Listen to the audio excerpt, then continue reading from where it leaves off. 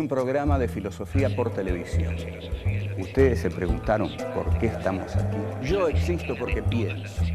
El hombre piensa. Es el lugar en el cual todos los saberes son pensados. Descartes es un héroe del pensamiento. Es difícil enfrentar las grandes cuestiones. Es un libro de Jean-Paul Sartre, Crítica de la razón de Hegel. Esta es la historia de la filosofía de Hegel. Eterno. La filosofía es la totalidad de lo real, porque piensa. La totalidad de lo real. Encuentro 12. Nietzsche. Dios ha muerto. ¿Qué es la voluntad de poder? ¿Cuál es la dinámica de la voluntad de poder? La verdad, una creación del poder. ¿Qué es el dionicismo?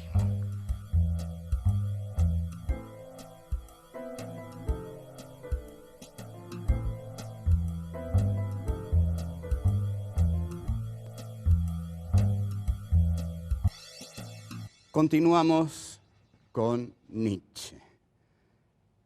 Habíamos dicho que el principio fundamental de la filosofía de Nietzsche es el concepto de vida.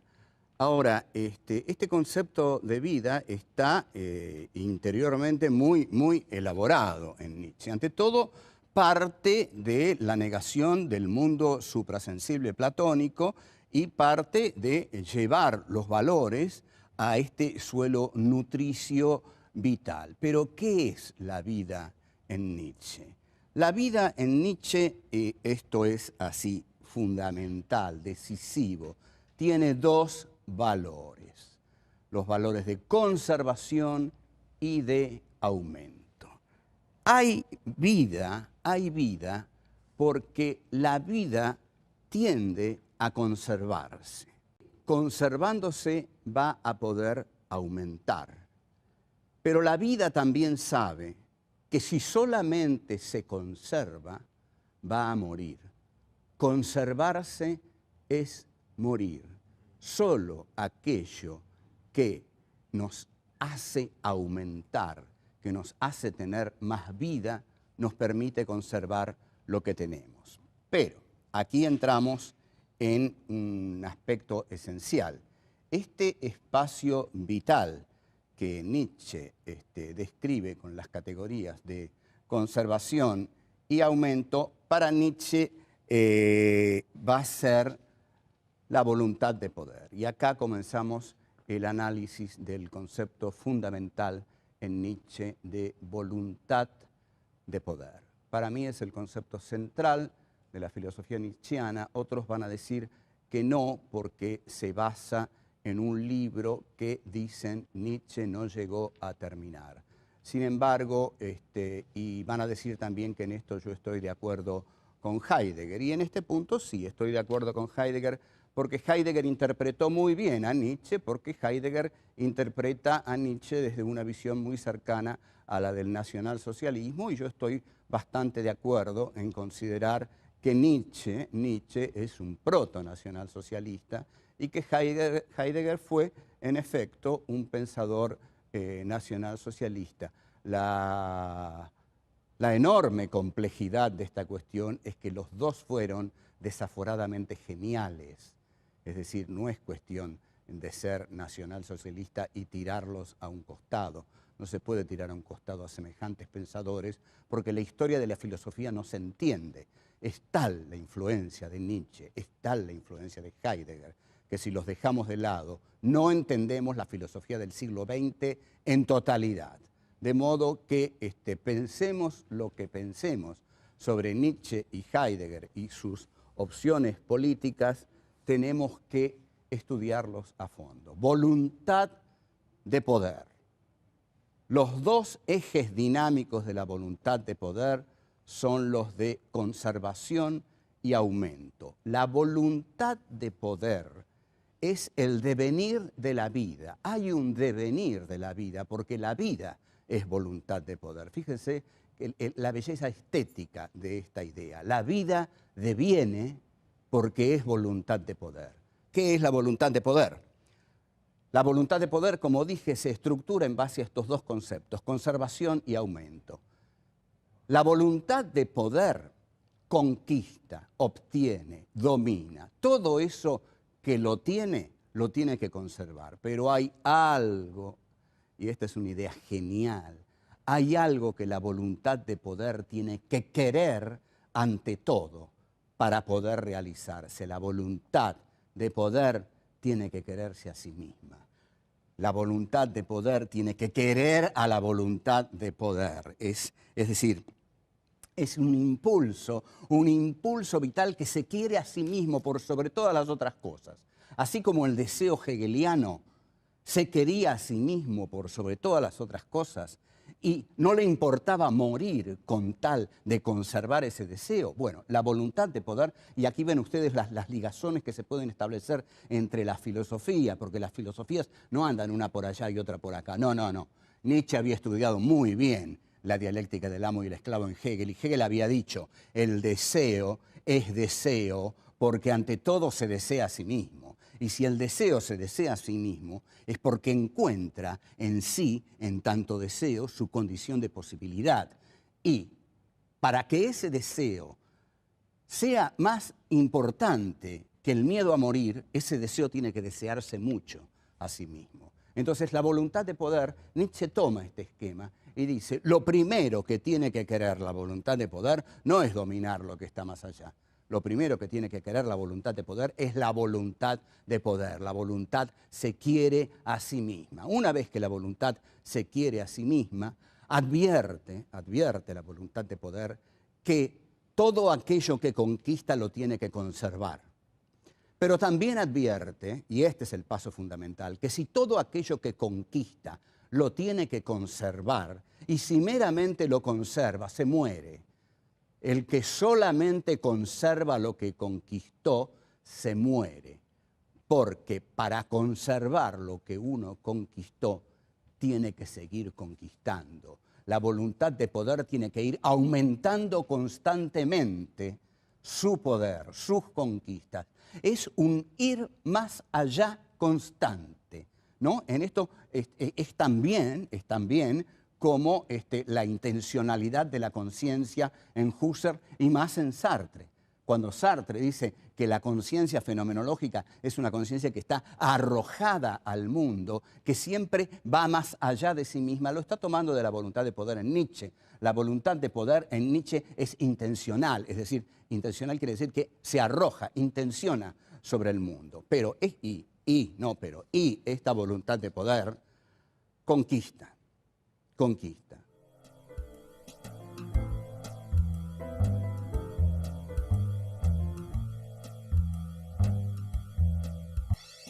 La vida es voluntad de poder, el mundo es voluntad de poder.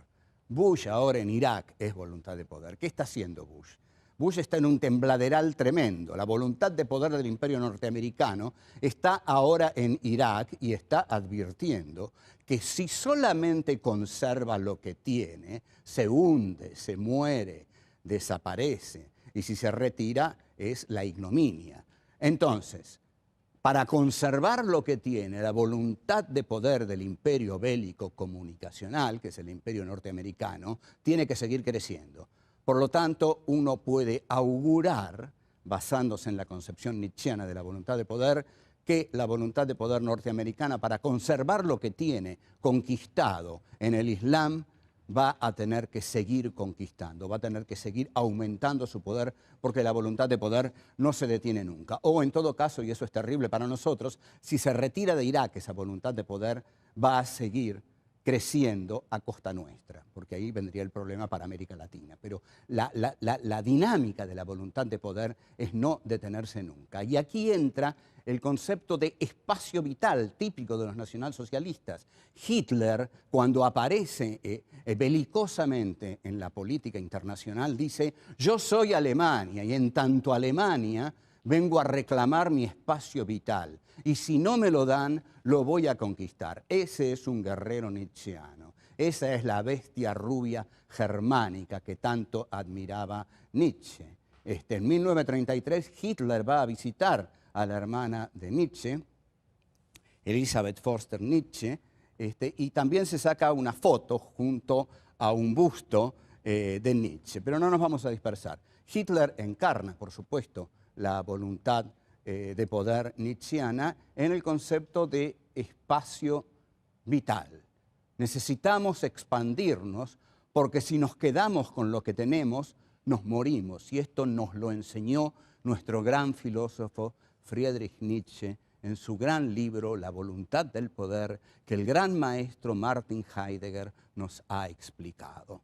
Entonces, la voluntad de poder no puede detenerse nunca. La voluntad de poder, si meramente conserva lo que conquistó, muere, y la voluntad de poder, para conservarse, tiene que aumentar. Entonces, al tener que la voluntad de poder aumentar constantemente, esto es el devenir de la vida. La vida deviene por esta mecánica vital, por esta potencia que tiene la voluntad de poder. Todo esto Nietzsche lo toma en la Gaia Ciencia, en una frase que se ha hecho célebre, que es Dios ha muerto. Para bajar un poco el nivel y decir un chiste, una vez pasé por una pared, fíjense los grafitis que hay en Buenos Aires. Esta es una ciudad cultísima. Y habían escrito, Dios ha muerto, Nietzsche. Y abajo, Nietzsche ha muerto, Dios. Bueno, es una ciudad de chistes cultísimos, no en vano es la gran capital de la cultura en Sudamérica. Bueno, ¿qué quiere decir que Dios ha muerto? Que Dios ha muerto significa que todos los valores suprasensibles, que todos los valores que tenían que ver con la imagen de Dios, en tanto instancia suprema por sobre el hombre y en tanto también instancia fundadora, porque Dios es el fundamento de todo pensamiento que lo acepte. Es decir, si yo acepto la idea de Dios, no puedo partir de otro estamento conceptual que no sea el de Dios. El tipo que dice, yo creo en Dios, solucionó todo. Puede no pensar más a partir de ahí, porque Dios piensa por él, Dios sufre por él, Dios tiene angustias por él, Dios va a morir por él, porque lo va a hacer morir prometiéndole un futuro paraíso de bienaventuranzas y goces, de goces espirituales, por supuesto, pero el tipo que, como Nietzsche, dice Dios ha muerto, está diciendo mi filosofía va a tener otro fundamento. Yo no necesito el fundamento de Dios. Mi filosofía va a tener el fundamento de la vida, y la vida es todo esto que he venido diciendo que es. La vida es devenir, la vida es potencia, y la verdad es aquello que la voluntad de poder conquista. Tenemos que hablar sobre el tema de la verdad y de la verdad como conquista de la voluntad de poder.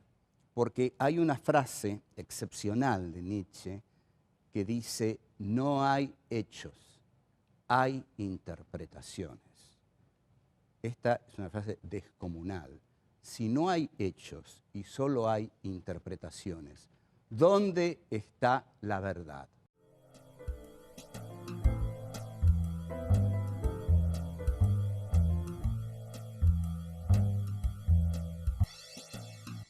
La verdad, va a decir Nietzsche, y en esto Michel Foucault lo va a seguir muy bien, porque Foucault es un gran discípulo de Nietzsche, la verdad es una conquista de la voluntad de poder.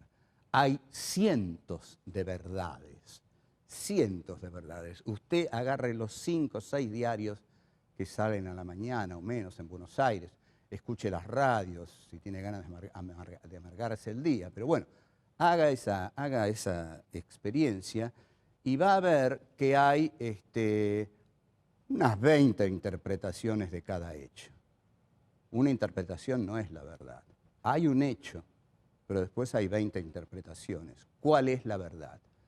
La verdad es la que la voluntad de poder logra imponer. O sea que hay una relación entre verdad y poder. La verdad es una creación del poder.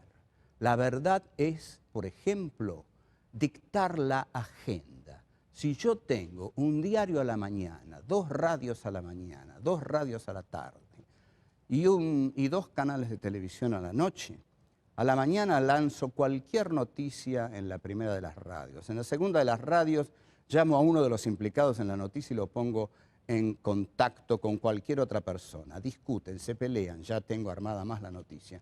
En el noticioso del mediodía digo, gran debate entre fulano y mengano. Debaten, entran otros, opinan otros. A la tarde saco en la primera plana, el escándalo del día es este, el que yo largué a la mañanita nomás. Y a la noche hago una enorme mesa redonda en mi canal con todos los grandes filósofos, pensadores, periodistas, economistas, y todo el mundo está discutiendo lo que a la mañana a mí se me ocurrió largar en mi pequeño periódico de la mañana. Esa es la verdad del poder. Ahí nadie está discutiendo la verdad. Está discutiendo la verdad que un determinado poder mediático impuso ese día en la sociedad. Entonces, con esto quiero decir que la verdad es hija del poder. La verdad es hija del poder. Por ejemplo, vamos a un ejemplo más contundente. Cuando Jean Baudrillard, el filósofo posmoderno, un tipo muy, muy inteligente, a comienzos de los 90, escribió un libro que se llamaba La guerra del Golfo no ha tenido lugar, lo que quería decir es que de esa guerra nadie vio nada. Nos transmitieron por televisión un montón de brillos. ¿Y dónde está la verdad? La verdad eran esos brillos. Esa era la guerra del Golfo. De la guerra del Golfo supimos muy, muy poco. E incluso de lo que está pasando en Irak, de lo que está pasando en Guantánamo, sabemos lo que nos hacen saber. ¿Y por qué sabemos lo que nos hacen saber? Porque ellos tienen el poder de hacernos saber lo que quieren que nosotros sepamos. Entonces, la verdad es la colisión de las verdades, porque a esa verdad que yo sé que se me está imponiendo por los medios de comunicación, le voy a oponer otra, desde otro lado, que seguramente es mucho más débil, pero es otra verdad, y otra verdad, y otra verdad, y otra verdad. Las verdades incluso colisionan entre ellas, se odian entre ellas, guerrean entre ellas, pero la que triunfa, la que establece una hegemonía siempre, es la que está respaldada por la mayor fuente de poder que la emite. Entonces, este es el concepto que Nietzsche maneja de verdad. Es decir, la verdad es una conquista de esta voluntad de poder. El pensamiento de Nietzsche, como vemos, es un pensamiento belicoso que concibe a la verdad como lucha, que concibe a la verdad como justamente como una expresión poderosa de esa voluntad que necesita aumentar constantemente para conservarse. Y para aumentar tiene que conquistar. Y para conquistar tiene que establecer sus verdades como la verdad. Cuando yo establezco mi verdad como la verdad, mi voluntad de poder ha triunfado. Nietzsche va a llamar nihilismo, por fin, a ese poder que tuvo el pensamiento platónico de las ideas perfectas o el pensamiento religioso también sobre la vida. Es decir, ¿qué le reprocha Nietzsche al pensamiento suprasensible? Le reprocha que ese pensamiento suprasensible de idealidades perfectas en sí mismas ha nihilizado la vida. Ha nihilizado la vida. Entonces él nihiliza a Dios. Es decir, nihilizar a Dios es negar a Dios, reducirlo a cenizas. Y este pensamiento reduce a Dios a cenizas porque lo que pone prepotentemente como su meta es la verdad de la vida, la verdad del devenir, la verdad de los dos conceptos de conservación y aumento, la verdad de la voluntad de poder y la verdad de la conquista de la verdad como conquista de la voluntad de poder. Cuanto más poderosos seamos, más dueños de la verdad vamos a ser, porque más poder vamos a tener para imponerla.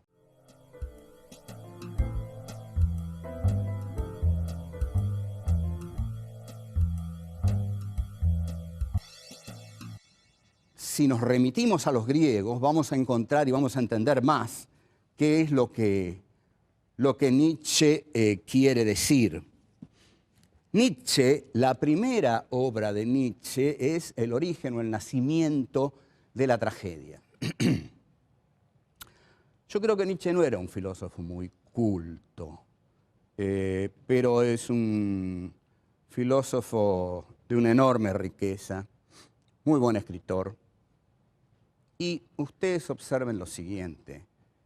Nietzsche, con su concepción de la historia, viene a quebrar el optimismo hegeliano, el optimismo de Marx, basado en que alguna vez, sin duda alguna, una clase social privilegiada iba a ordenar la historia. No, para Nietzsche la historia es caos.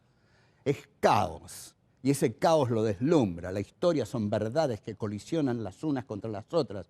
La historia es la lucha por imponer mi poder al poder del otro, y al someter el poder del otro y mi poder resulte ganador, mi poder va a instaurar una verdad y esa va a ser la verdad. Todo este remolino es lo que Nietzsche va a llamar el dionisismo. Está basado en el culto de Dioniso. Dioniso o Dionisios, que lo vamos a llamar Dioniso.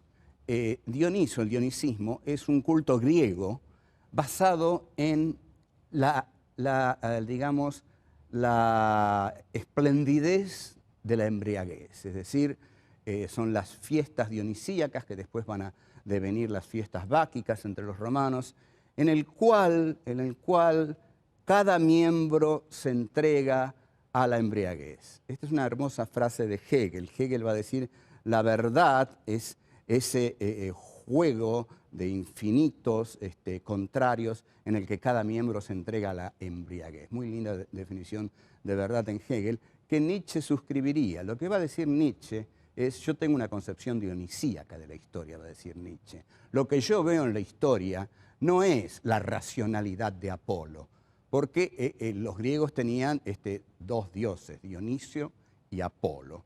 Y Dioniso era el dios de la embriaguez, es decir, el yo se pierde en la fiesta dionisíaca. Esto es lo que más va a valorar Nietzsche, la pérdida del yo, la pérdida de la individualidad. En este sentido es totalmente antirromántico en un siglo romántico, es antihistoricista en el siglo de la historia, un tipo muy original. Pero lo que va a decir Nietzsche es justamente en la fiesta dionisíaca, a través de la embriaguez, cada uno pierde el sentido del yo.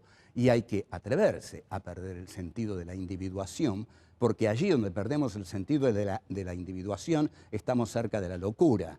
Y ni usted ni yo queremos sentir la cercanía de la locura, porque eso sí que es el terror. Entonces, hay que tener el coraje de entrar en la fiesta dionisíaca, embriagarse hasta morir, o hasta vivir hasta los extremos, de ya no saber quién o qué es uno. Esto es lo que Nietzsche llama lo dionisíaco. Y su concepción de la historia, su concepción de la voluntad de poder, de la bestia rubia, de las aves de rapiña, de los guerreros, toda esta concepción es dionisíaca, sanguínea, barbárica, conquistadora. Y es en este sentido, por supuesto, que le viene como servida a los nacionalsocialistas, lógico. No es que Nietzsche se lo haya propuesto, pero digamos que hizo los méritos suficientes. Alfred Baumler va a ser, durante el régimen de Hitler, el que va a editar las obras completas de Nietzsche, y Alfred Rosenberg, el autor del mito del siglo XX, que lo van a ahorcar en Nuremberg, es el que va a imponer a Nietzsche como lectura oficial del Tercer Reich. Pero tengamos claro esto, el dionisismo se opone a lo apolíneo. Lo apolíneo es lo claro y distinto cartesiano, digamos. Es la razón, la racionalidad, el control. Un ser apolíneo no pierde su individualidad ni se embriaga en una bacanal a través de la cual va a perder su centro. Porque lo fundamental del dionisismo es que pierde el centro del yo. Y en este sentido Nietzsche es totalmente anticartesiano, porque reniega de la centralidad del ego. El ego se pierde en la fiesta dionisíaca. Entonces, este es un pensador que exalta los instintos. Para Nietzsche no hay nada más hermoso que entregarse a los instintos. Los instintos son la verdad y la razón de Occidente ha venido a cercenar al hombre. Este es el mensaje más poderoso que Nietzsche deja para quienes habrán de sucederlo y encontrar en él una riqueza profunda en este pensamiento. En este preciso pensamiento dionisíaco de Nietzsche, hay un poema de William Blake, un poeta que dice: todo deseo contenido engendra peste. Y Nietzsche va a decir: todos los instintos que el hombre contiene en sí a través de la cultura apolíneo-burguesa, a través de la piedad y la compasión y el ascetismo cristianos, que censuran, que laceran a los instintos más auténticos, salvajes, brutales, descontrolados del hombre, todo eso es peste. Lo que el hombre necesita es entregarse desaforadamente, desbocadamente a sus propios instintos y ahí perderse como hombre racional y recuperarse, sí, como ave de rapiña, como bestia, es decir, como guerrero bárbaro que se goza a sí mismo y goza a los demás en medio de una orgía interminable. Ese es el hombre de los instintos que Nietzsche nos plantea. Como vemos, algo muy distinto del hombre racional, cartesiano, del sujeto constituyente kantiano y del sujeto absoluto hegeliano. Cuando Hegel dice lo real es racional es real, Nietzsche le diría nada de eso, nada de eso. Los instintos, dionisismo y locura.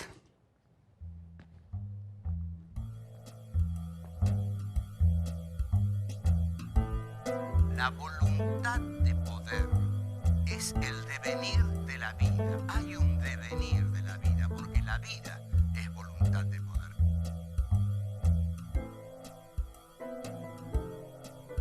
Conservarse es morir. Solo aquello que nos hace aumentar, que nos hace tener más vida, nos permite conservar lo que tenemos. La voluntad de poder tiene que ir aumentando constantemente